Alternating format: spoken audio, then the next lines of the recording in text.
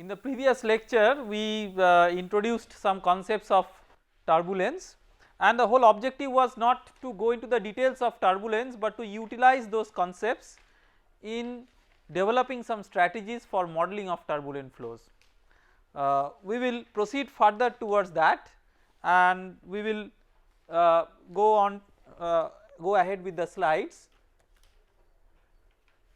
in order to achieve that objective.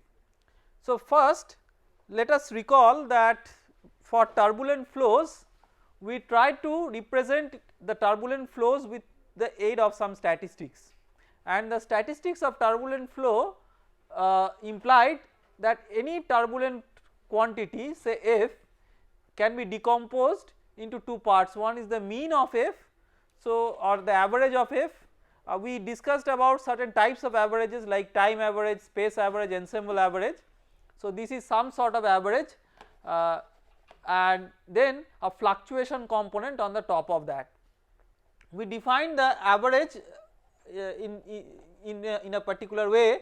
For example, the time average of f, that is f bar, we defined it as in the limit t tends to infinity integral of f dt by capital T, where capital T is the time interval over which the average is taken. If you look into this figure, capital T should be much greater than the turbulent fluctuation scale T1, at the same time it should be much smaller than the system characteristic scale T2. Now, what we can infer from here is that if you use this definition and plug in place of f, f bar and f prime, then you can get integral of f bar dt by t, you get back f bar plus average of f prime. So, that means f bar equal to f bar plus average of f prime, so that average of f prime equal to 0. So, fluctuation, any turbulent fluctuation quantity will have a 0 average. Now, there are certain related relationships for any turbulent quantities f and g in terms of their average. For example, f prime or the fluctuation f average equal to 0, average of f bar is f bar itself, because f bar itself is an average, sorry. Then average of f g bar is equal to average of f into average of g. Similarly, average of f bar g prime is 0. Why? You can simplify it in this way, you can take f bar out of the average because it is already average, so it will become f bar into average of g prime, and that will be 0. But importantly, average of f prime g prime is not equal to 0. So, this is very important to keep in mind, that average of f prime is 0, average of g prime is 0, but average of f prime g prime is not equal to 0. Average of f plus g is average of f plus average of g, average of f g is equal to average of f into average of g plus average of f prime g prime. So, this you can easily get by decomposing f into f bar plus f dash and g as g bar plus g dash and then multiplying.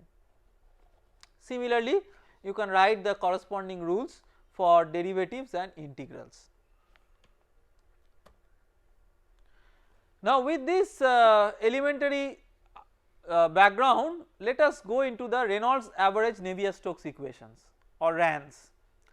Now, we have already discussed that what is the motivation behind this, that the Navier-Stokes equations for turbulent flows exhibit certain characteristics, like they are highly sensitive to initial conditions and they must address a wide range of length scales and time scales.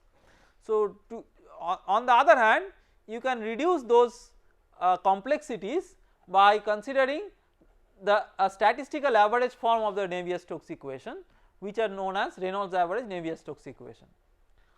Now, first before going into the momentum equation, we go into the continuity equation.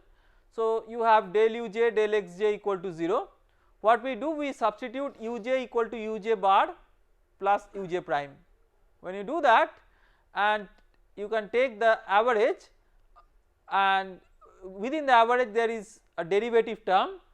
So you can write the sum of these two, del u j bar del xj plus del u j prime bar del xj.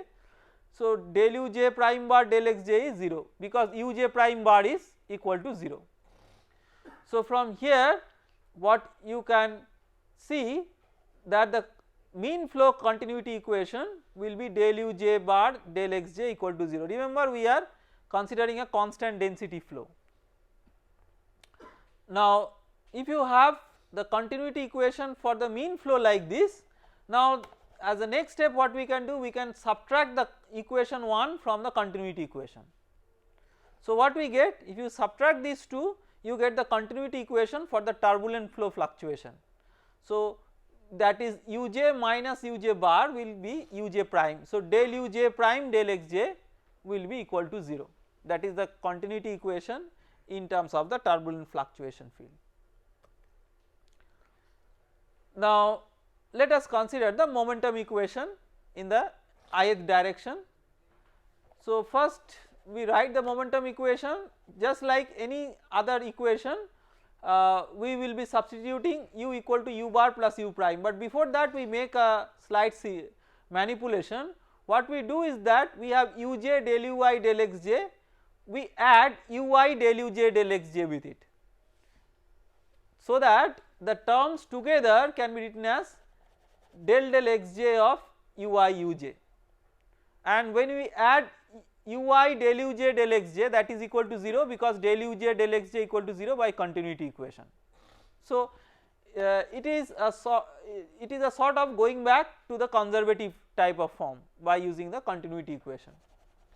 Now you substitute ui equal to ui bar plus ui prime, uj equal to uj bar plus uj prime, and p equal to p bar plus p prime. So if you do that and then expand, next step is to take the average of the entire equation. So that we indicate by a bar at the top. So the basic thing what we are doing, we are decomposing u as u bar plus u prime, p as p bar plus p prime, and then with that expanded equation we are taking the average. So when we take the average, we should keep in mind that the average of the fluctuation is 0. So out of 4 terms, ui bar uj bar, that term will remain, ui bar uj prime, the average of that will be equal to 0 because that will be ui bar into uj prime average, and uj prime average is 0. Similarly ui bar uj prime average will be equal to 0, but ui prime uj prime average will be not equal to 0. So there will be an extra term ui prime uj prime average. Right hand side, similarly you can decompose the pressure into 2 parts and the velocity into 2 parts, and the fluctuation components will go away. So you then come up with the governing equation in terms of the mean flow. When you write the governing equation in terms of the mean flow, it is like rho del ui bar del t plus del xj into ui bar uj bar. So this is like the form is the same as that of the original momentum equation, except there has been an extra term which we have now dumped into the right hand side. So there was a plus del xj of rho ui prime uj prime bar, that term we have taken to the right hand side and it has become minus. So that we call as term A in equation number 2. So the first observation is that the Reynolds average, so this process is known as Reynolds averaging. The Reynolds average Navier-Stokes equation in terms of the mean quantities, they look like in terms of structure the original Navier-Stokes equation in terms of the original quantities, except for the fact that now you have an extra term A in the right hand side, and it is important to understand how to treat this extra term. This extra term, like if you look at first, if you look at this extra term, it is del xj of something. if you recall that the right hand side in the Navier-Stokes equation has the form del del xj of tau ij, right. So, that del del xj of something that what we have written minus rho ui prime uj prime bar, that has a unit of tau or stress. So, it is something which has a unit of stress and it has some physical consequence. What is the physical consequence? So, ui prime uj prime, let us say that you have a velocity fluctuation along x direction. Now, that can interact with the velocity fluctuation along the y direction, and in that way there can be an exchange of momentum, so that there is an additional stress. So, this physically we can talk about in terms of a stress which originates because of this Reynolds averaging or Reynolds decomposition. This we call as Reynolds stress or turbulent stress, and that is denoted by minus rho ui prime uj prime bar. So, if you write it in terms of a stress tensor, it is like a second order stress tensor because it requires 2 indices for its specification, but it is not physically the stress that we consider for the momentum equation in its unperturbed form or like undecomposed form. Now, you can see that how many independent components are here. So, of course, there are 9 components, out of which you have 6 independent components of this stress tensor, because it requires 2 indices I and j, and because it is symmetric, the Reynolds stress tensor also you can see that because ui prime uj prime is same as uj prime into ui prime, so it is symmetric. So, you can swap I and j, still get the same term, that makes that renders 6 independent terms in the second order stress tensor. So, in the Reynolds average Navier-Stokes equation there are 6 additional unknowns. See, now this equation you try to derive on the basis of the mean flow, all quantities came in terms of the mean flow except the last quantity, which itself is not a single unknown, but it involves 6 extra unknowns. So, that is one of the important challenges that brings to something called as closure problem in turbulence. So, what is a closure problem?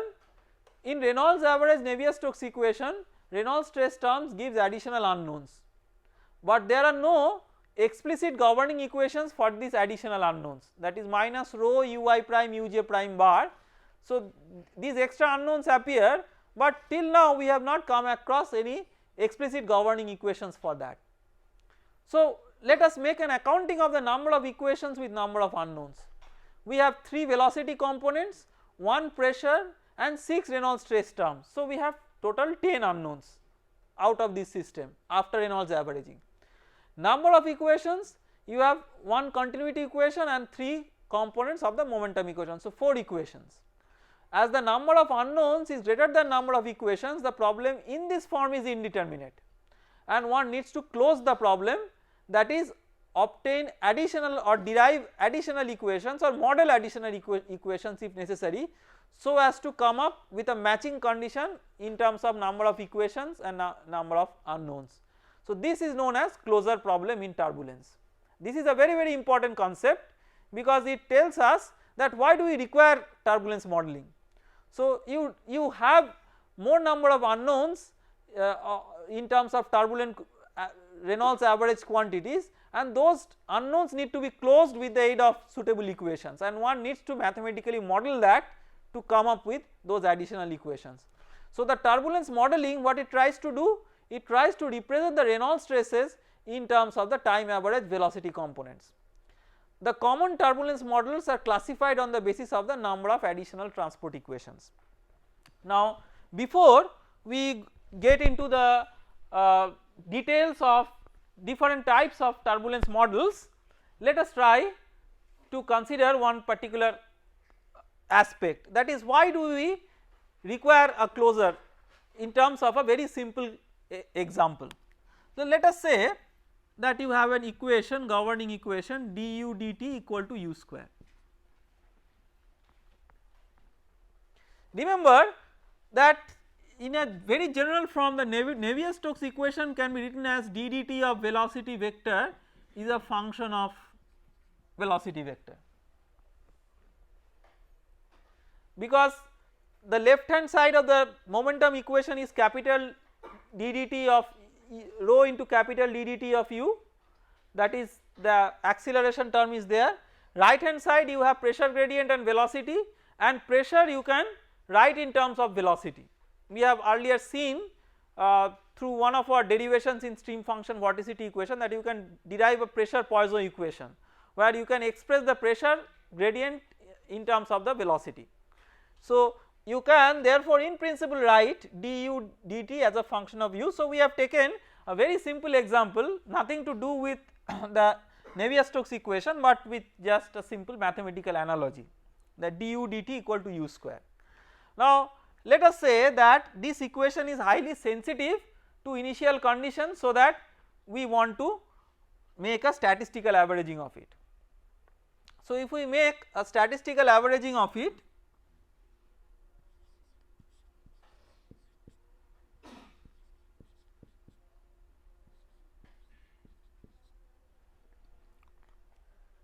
this is what we come up with.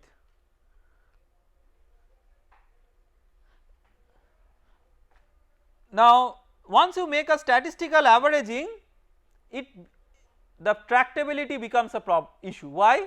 See, earlier only u was a variable before statistical averaging.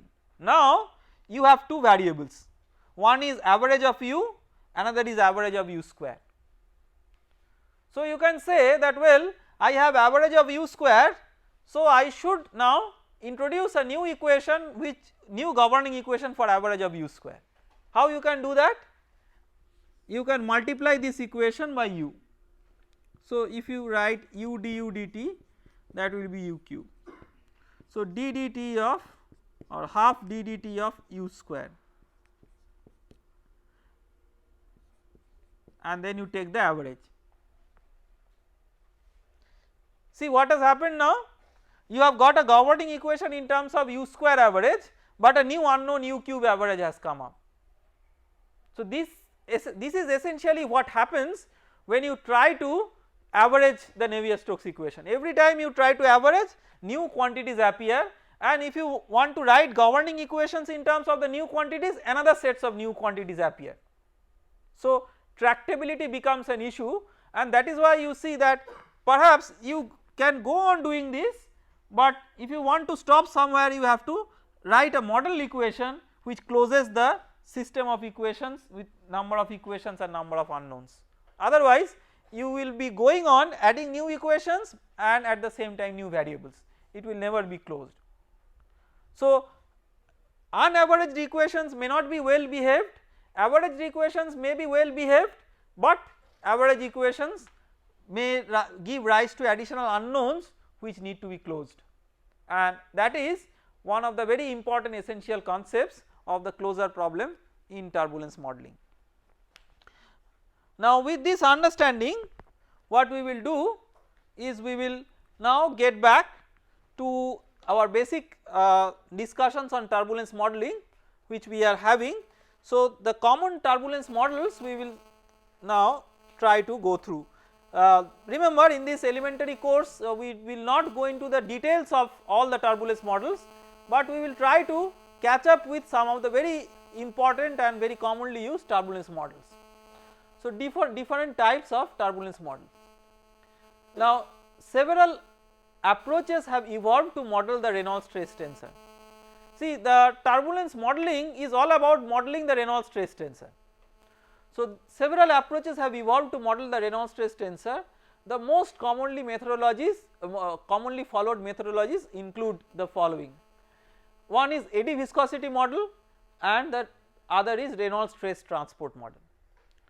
Now let us just go through the names of some turbulence models and number of extra equations needed to frame those models.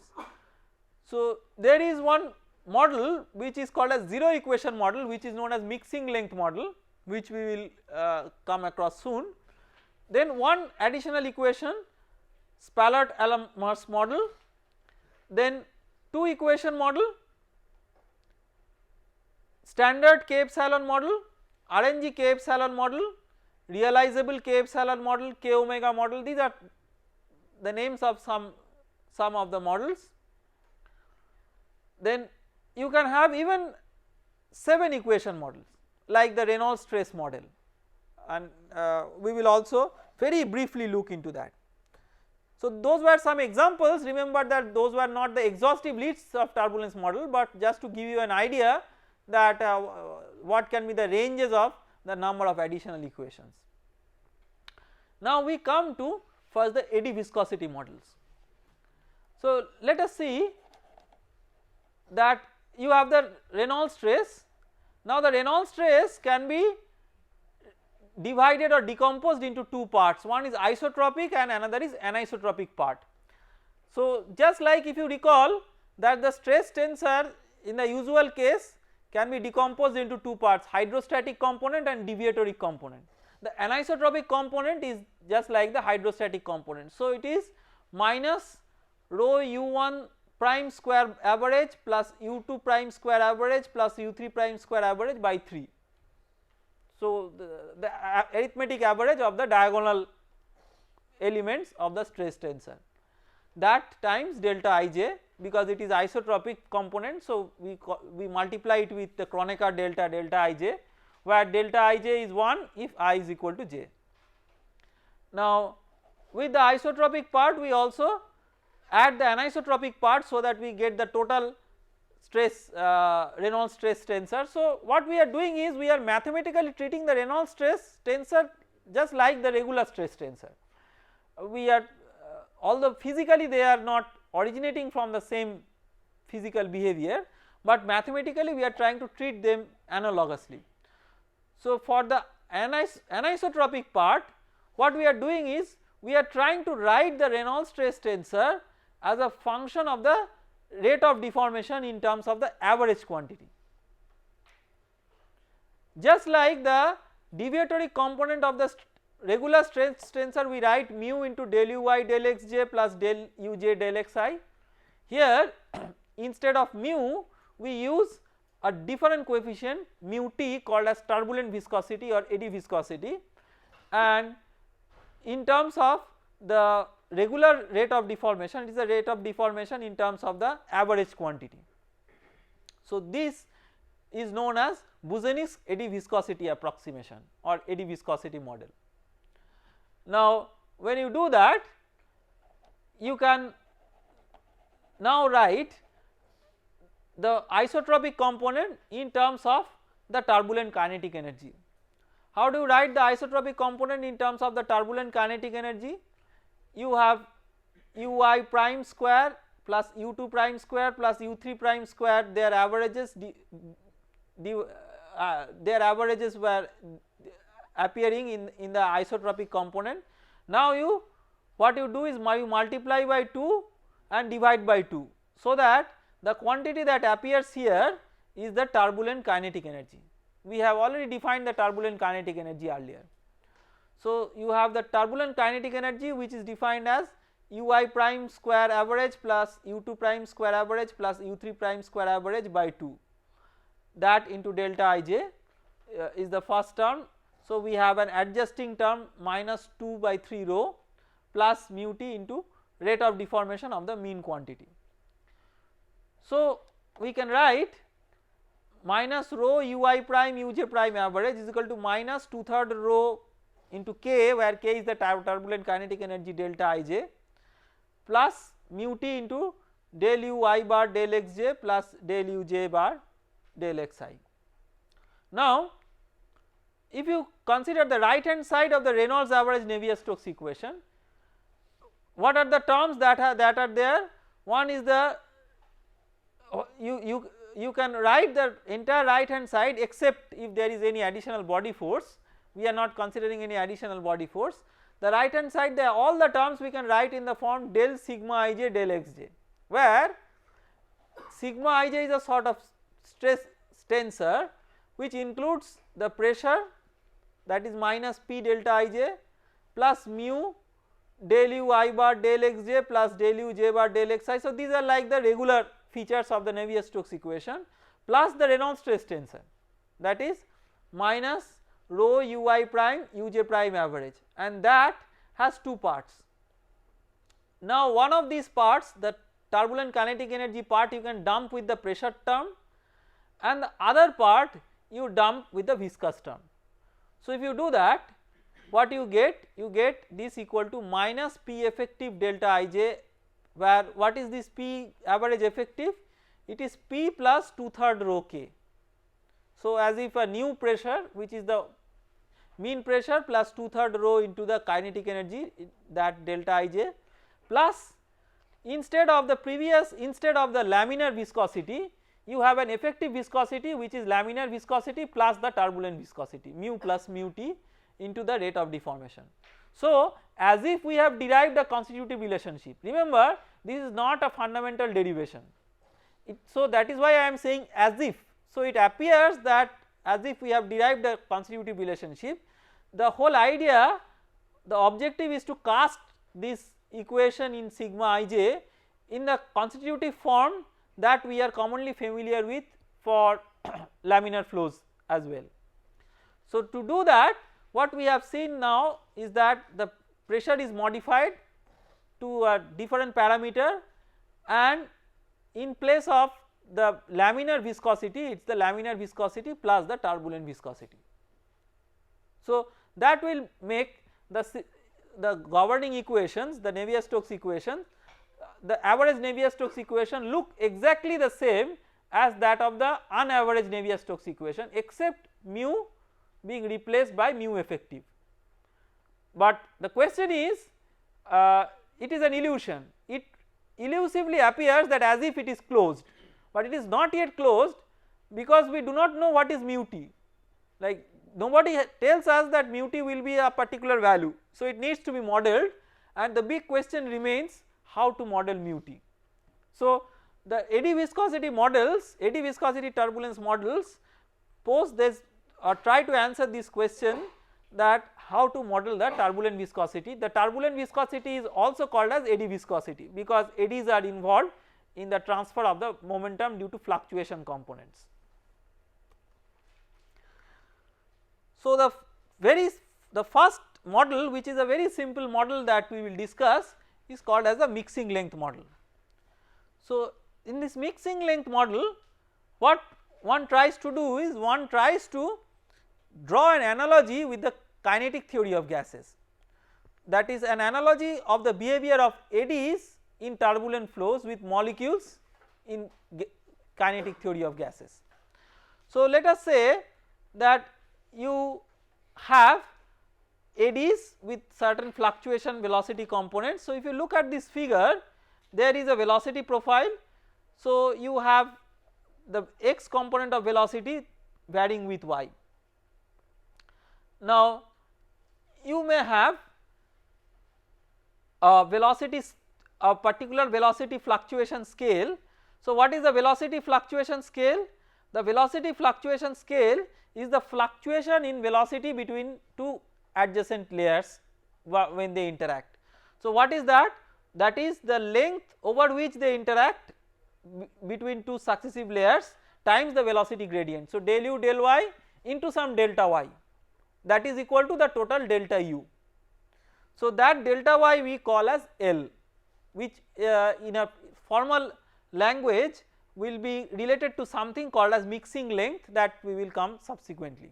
So this L, what is the molecular analogy of this L? If these were not eddies but molecules, what would have been this L? This L would have been the mean free path. So it is a distance traversed by a molecule before colliding with another molecule. So here it is not molecule, but like eddies having a particular length scale being traversed before having the interaction with another sets of eddies with which it can have momentum exchange through fluctuation components. So u prime is of the order of L into del u del y, and u prime and v prime in terms of order of magnitude they can be stated as equal. So minus rho u prime v prime average. So remember this is a simplified approximating model. So it is not a reality, but it simplifies many cases nicely. So minus rho u prime v prime, there is an interesting thing to see about or infer about minus rho u prime v prime average. Let us say there is a layer of molecules which is moving horizontally. Now there is a fluctuation component, let us say that there is a v prime, positive v prime. So because of positive v prime, instead of molecules now we consider eddies for turbulent flow. So because of positive v prime, these eddies will now interact with the eddies in the upper layer, and when they interact with eddies in the upper layer, what new u prime they result in, positive u prime or negative u prime. See, they are coming from a lower velocity group, right. So they are coming from a lower velocity group and they are coming towards the higher velocity group because v prime is positive. So once they are interacting with another group, they are now trying to reduce their fluctuation velocity components because they are coming from a group with a lower velocity. So a positive v prime is associated with a negative u prime. So that you can see that minus rho u prime v prime, in that this minus sign is as if absorbed with the opposite signs of u prime and v prime. So that we write this as mu t, where it is a turbulent viscosity times the velocity gradient. See, this is just like we are trying to represent the physics through mu t and we are trying to represent the law as if it is we are writing a Newton's law of viscosity. So as it is like the stress or the momentum transfer term is equal to mu times the velocity gradient, but this mu is not the laminar viscosity that we are talking about. Here it is a momentum exchange because of fluctuation components in the eddies, so we call it the turbulent viscosity. So now if you write this minus rho u prime v prime average, and instead of this in place of u prime and v prime you write L du dy. So to make sure that you come up with the correct sign, one of the du dy you write with mod, so that you allow it to be achieving its correct sign. So if du dy is positive, the left hand side will essentially become positive because positive u prime will be associated with a negative v prime. That is why one du dy we keep free and the other du dy we keep in the mod, and the proportionality constant. So when we say that it is of the order of L into du dy, it may be some k into L into du dy, all those k's are absorbed into this and we call it Lm, where Lm is equal to L into k, and this Lm is called as the mixing length. So mixing length is qualitatively analogous to the mean free path for molecular flow. Instead of the mean free path, it is like the distance traversed by one of the eddies before interacting its fluctuating component with the fluctuating component of another eddy. So that is what is the mixing length. So when we do that, if you compare these two equations now, these two equations, then you get mu t equal to rho Lm square into mod of du dy average, and then you can write nu t, the corresponding eddy kinematic viscosity, that is equal to mu t by rho. So you can see that if you know what is the mixing length, then you can specify the turbulent viscosity in terms, because the entire expression is written in terms of the mean, so it does not require any additional equation. It is just a formula for eddy viscosity where you have to substitute a correct value for the mixing length. The beauty of this model is its simplicity, and although it is very simple, this model works very nicely in many cases. So it should not be discarded by considering this as a very primitive model. Maybe it is not one of the very advanced turbulence models, but it is elusively simple in a way that although it is simple, it works efficiently in cases much beyond what we can imagine. Now it is important to remember that algebraic expressions for the mixing length in terms of the characteristic system length scale are reported for simple flows such as fully developed pipe and channel flows, boundary layer flows, axisymmetric jets, wakes, etc. So what you know Lm in terms of the system length scale for certain simple flows. For certain simple flows, therefore you can specify the eddy viscosity in terms of the mean velocity gradient very effectively, and using that you can dump that in the Reynolds average Navier-Stokes equation, and that makes the equation closed. What are the advantages? We have seen that it is very easy to implement because you do not require really additional equations, and cheap in terms of computing resources because you do not have to solve additional governing transport equations. It gives good predictions for simple flows such as jets, mixing layers, wakes and boundary layer flows. What are the disadvantages? Completely incapable of describing flows where turbulent length scale varies. So see what it tries to do, it tries to sum up the effective length scale in terms of one single length scale, that is the mixing length scale. But if you have a flow where the turbulent length scale varies, anything associated with separated flow or flows with circulation, in those cases it is not capable of describing the flow in an appropriate manner.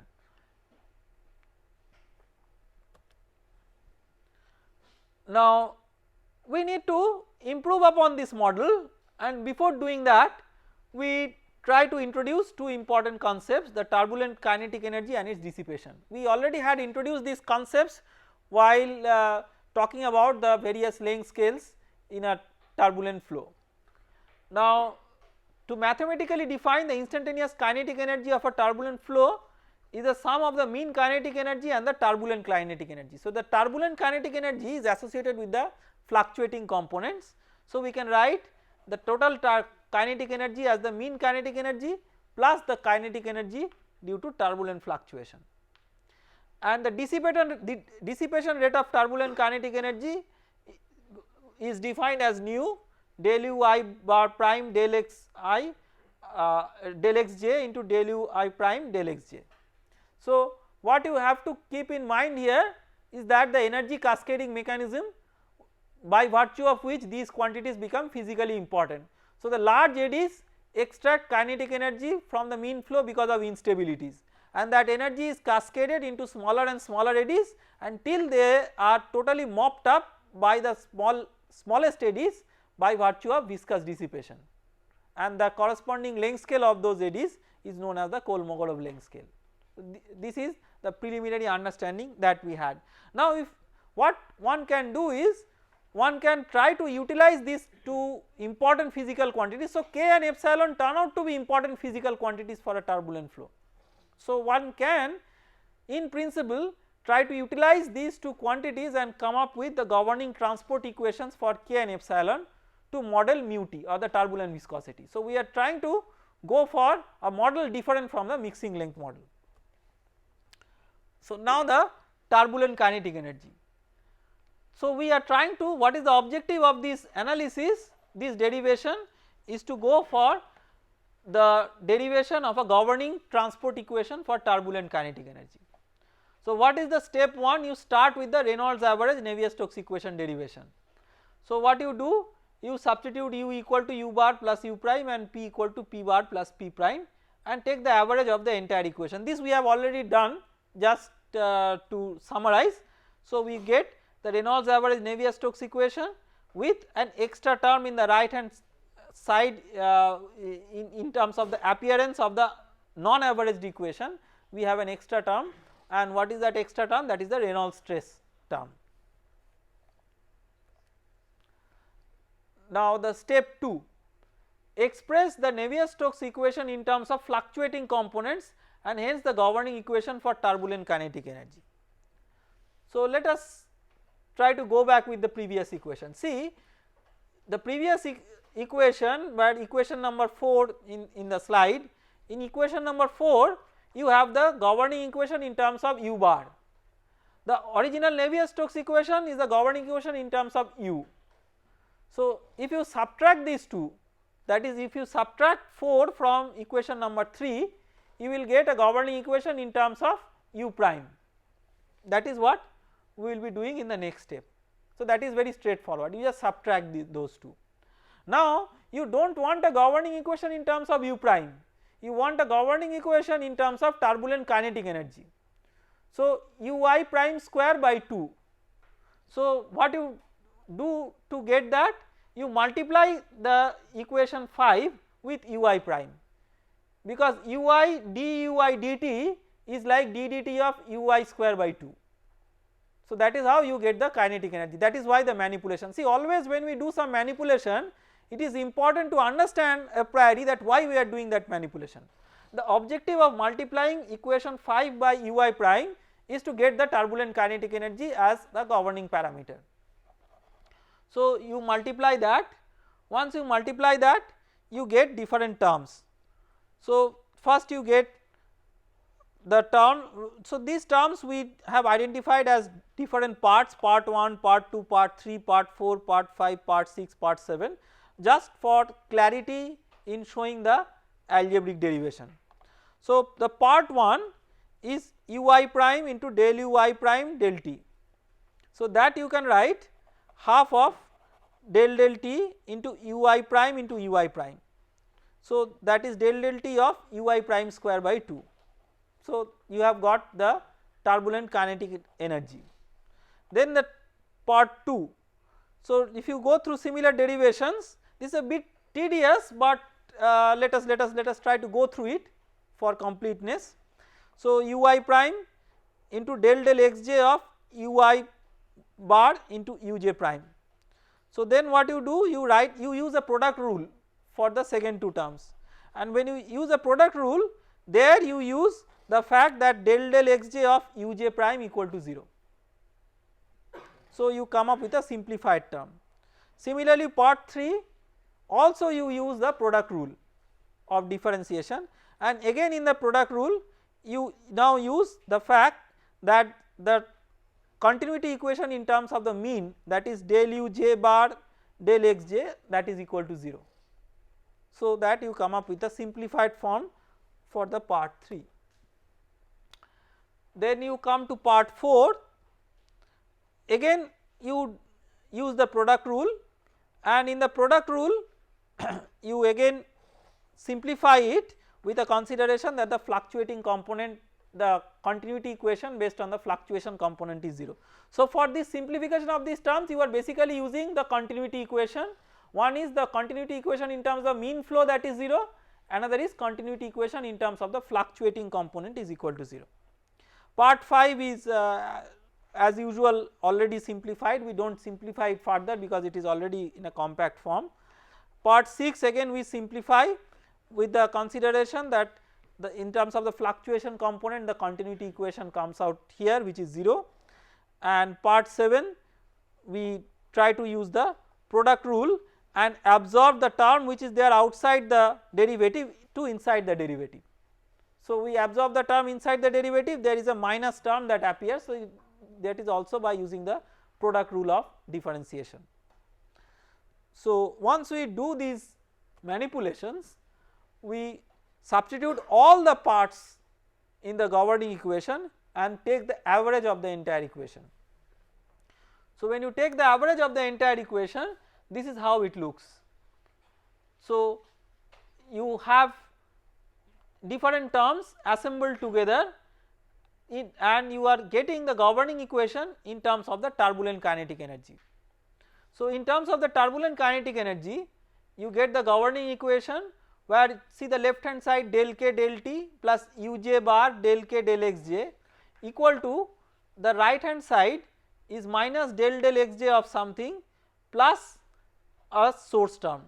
So these source terms, I mean basically two types of source terms, one is ui prime uj prime bar del ui del xj, and then there is a term which is minus of nu del ui prime del xj into del ui prime del xj. So when you come with this, if you see now you have the equation for the turbulent kinetic energy described as follows. So this equation is a modeled equation, this equation is a modeled equation. So these will be continuous bars, not separate bars, right, just the typing is like this, you take it as continuous bars. Now del k del t plus uj prime del k del xj is equal to minus del xj of the transport of k by the Reynolds stress. We will come into the physical significance of this term subsequently, but minus del xj of some tau ij plus some source term. So you can see that this equation, first of all from CFD perspective, this equation looks like the standard convection diffusion equation. So the left hand side you have the transient term, the advection term, right hand side you have the diffusion term and the source term. So what you have here is the rate of change of k, the transport of k by convection, or we can say the transport of k by advection also, then this is the transport of k by Reynolds stress, transport of k by pressure, transport of k by viscous stress. So diffusive transport of k has three contributions, one is transport of k by Reynolds stress, another is transport of k by pressure, another is transport of k by viscous stress. Then there is a turbulent production term. See ui prime uj prime, when they interact with each other they generate or produce some turbulent kinetic energy. Similarly you have the viscous dissipation term nu del ui prime del xj, these are terms for dissipation of turbulent kinetic energy. So we can consider the last two terms, we can model, because the last two terms again will give rise to certain additional unknowns. You have ui prime, uj prime, all those terms again will appear. So what we do is we do not try to represent them actually in actual, but try to represent them in an approximate form through a model. So what we do, we consider something called as a k epsilon model. So first we write the model equation for k. So capital D dt of k is the left hand side, which is nothing but the rate of increase of k with time, the rate of change of k with time, it may be increase or decrease, plus advective transport of k, that is uj bar into del k del xj. The right hand side is the diffusive transport. So the right hand side what we do, you can see that the diffusion term we have modeled, there is no apparent similarity in the form of the diffusion term that we had in the just in the last slide and this one. So this is just with a conceptual understanding that this is like diffusion. So it is like del xj of some diffusion coefficient time del k del xj. Okay. So that diffusion coefficient we call as nu t times sigma k, that we call as a diffusive transport, and the next two terms we try to physically interpret. What are these? These are production and destruction of turbulent kinetic energy. So it is a balance between production and destruction. So production because of interaction between the eddies with the mean flow, the velocity gradient of the mean flow interacts with the eddies, that is the production, and the dissipation because of viscous effects. So production minus dissipation. Now similarly with just an analogy, not with any rigorous derivation, the model equation for the turbulent dissipation is also written as rate of change of epsilon, the advective transport, the diffusive transport, then rate of production of the dissipation and the rate of destruction of dissipation. You can see here that some while attempting this, so what is the advantage of this? Now you can see that you are able to write it in a standard convection diffusion form without incurring any additional unknowns, because otherwise averaging will involve additional unknowns, but to do that you have to consider some fitting coefficients, fitting model constants, and the standard values of these model constants have been obtained by fitting with benchmark experiments. So how do you get these ones? So what you do is you have benchmark experimental results and you have numerical results fitting with these benchmark experiments, and these constant values of these constants in the k epsilon model were proposed by Launder and Sharma in 1974, and these are the standard models, standard constants, these have still been used successfully till today. And once you have that, the Reynolds stresses are then calculated as follows. So these Reynolds stresses are then calculated with this regular formula. So if you know the K and you have to know mu T. So now what is mu T? So we have got K, we have got epsilon. So our objective now is to express mu T in terms of K and epsilon. The velocity, so to do that we have to understand that the velocity scale and length scale representative of the large scale turbulence are defined in terms of K and epsilon as follows. So the velocity is K to the power half and the length scale K to the power 3 by 2 by epsilon. This you can do very easily by going through the dimensional analysis of K and epsilon. And then nu T is, it scales as the velocity scale times the length scale. So from that the very important relationship comes up in terms of the eddy viscosity mu T, which scales as rho into K square by epsilon, and the fitting constant is something, a parameter C mu. So C mu rho K square by epsilon. So if you know K and epsilon, see how this K epsilon model is closed. So if you know K and epsilon through the two transport equations, then using K and epsilon you can get mu T by using the formula for mu T equal to C mu rho K square by epsilon. Advantages and disadvantages of K epsilon model. Advantages, they are relatively simple to implement, leads to stable calculations, and these are widely validated turbulence models. Disadvantages, they are poorly predicting for swirling and rotating flows, flows with strong separation, certain unconfined flows, fully developed flows in non-circular ducts, valid only for fully developed turbulent flows, and more expensive than mixing length model. There are some more 2 equation turbulence models. Many attempts have been made to develop 2 equation models that improve on the standard K epsilon model. We will briefly discuss a couple of those. One is the RNG K epsilon model. It is, now we will just go through the concepts of the model rather than going through the details, because details are just algebraic expressions. It is in similar form as the standard K epsilon model, but includes additional term in the epsilon equation for interaction between turbulent dissipation and mean shear. So you can see that there is an additional term R, which is for interaction between turbulence dissipation and mean shear, and the standard model constants have also been validated with experiments. It has improved predictions for high streamline curvature and strain rate, which for which the standard K epsilon model may not work that efficiently, and also for transitional flows, so not just fully developed flows. Then K omega model, introduced by Wilcox, this model solves 2 additional equations, a modified version of the K equation used in the K epsilon model and the transport equation for omega. What is omega? Omega is dissipation per unit kinetic energy. So it is not dissipation, but dissipation per unit kinetic energy, so normalized dissipation. The equations for K and omega are given as follows.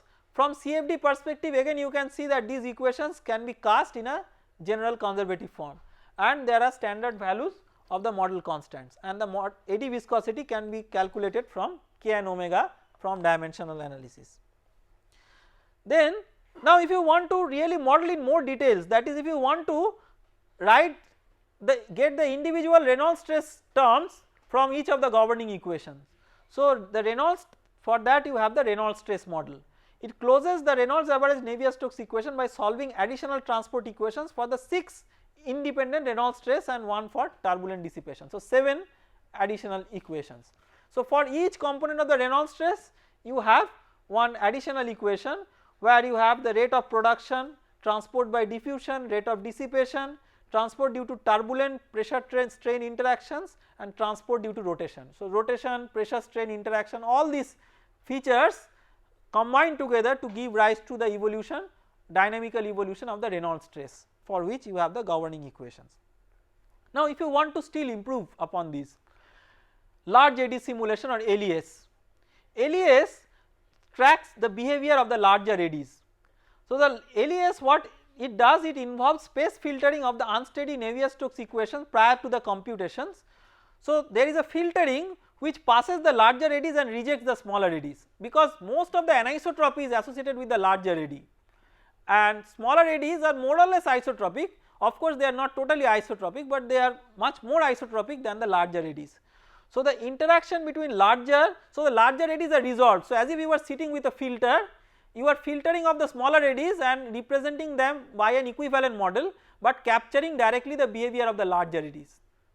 So, the interaction effects between larger resolved eddies and the smaller unresolved one gives rise to subgrid scale stresses, which is described by a subgrid scale model. And the unsteady space filtered equations are solved on a grid of control volumes along with subgrid scale model of the unresolved stresses. The LES can address CFD problems with complex geometry, but it requires substantial computing resources in terms of storage and volume. Then direct numerical simulation. See, we have to understand that the Navier-Stokes equations are valid for turbulent flows. We go for statistical averaging because of certain approximations that we need to do through statistical averaging, so that we do not have to capture all the length scales and time scales. So, in direct numerical simulation, what we intend to do? We intend to capture all possible length scales and time scales explicitly. So, it computes the mean flow and all turbulent velocity fluctuations directly. The unsteady Navier-Stokes equation is solved on a sufficiently fine, highly refined spatial mesh with sufficiently small time steps to resolve even the smallest turbulence eddies and the fastest fluctuations. So, you directly resolve everything. So, it requires very fine grid and very fine time step, and therefore, even till today only for very simple problems you have DNS solutions, you do not have DNS solutions for very complicated problems.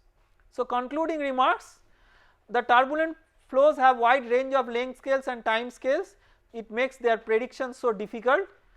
Reynolds average Navier-Stokes equation based turbulence models work well in expressing the main features of many turbulent flows by means of one length scale and one time scale. The standard K epsilon model, why we have discussed it in more details, is it is widely used in industrial internal flow computations, and the K omega model has become established as the leading model for aerospace applications or external flow applications. So, generally K epsilon more for internal flows and K omega more for external flows for aerospace.